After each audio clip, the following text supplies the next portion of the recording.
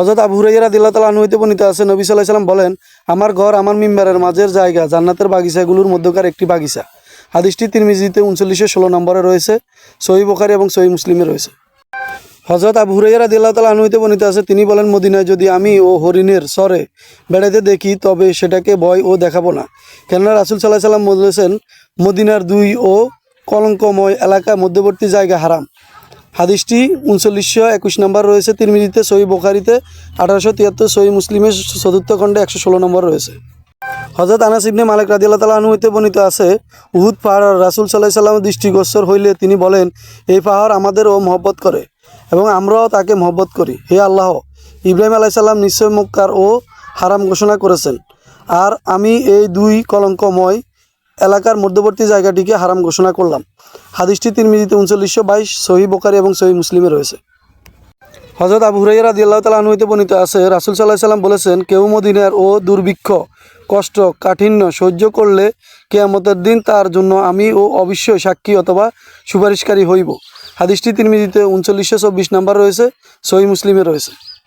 ইবনে আব্বাস রাদিয়াল্লাহু তাআলা আনহু হতে বর্ণিত আছে, তিনি বলেন, রাসূল সাল্লাল্লাহু আলাইহি সাল্লাম বলেছেন, মক্কার ভূমিকে উদ্দেশ্য করে বলেন, কতই না পবিত্র ও উত্তম শহর তুমি, আর ও আমার নিকট তুমি কতই না প্রিয়।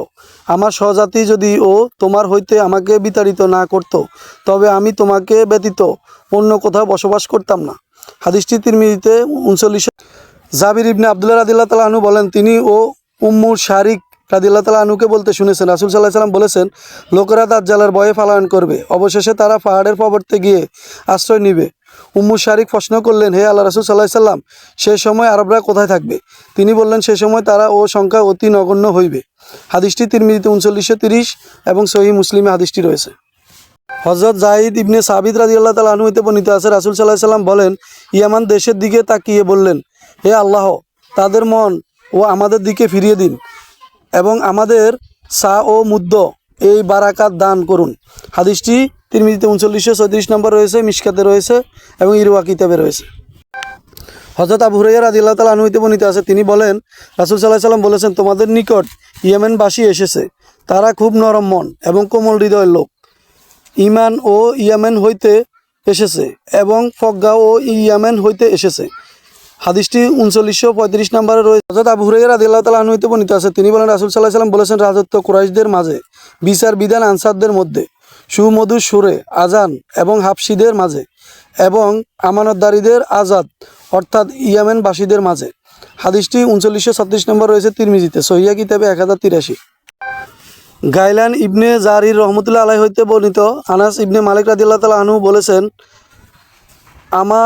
আমরা আজদ গোত্রভুক্ত না হইলে উত্তম মানুষ হইতাম না। গাইলান ও জারি রহমতুল্লাহ আলাইহি বলেন, আনাস ইবনে মালিক রাদিয়াল্লাহু তাআলা আনহুকে আমি বলতে শুনেছি, আমরা আজাদ ও গোত্রভুক্ত না হইলে উত্তম মানুষ হইতাম না। হাদিসটি তিরমিজিতে 3938 নম্বরে রয়েছে।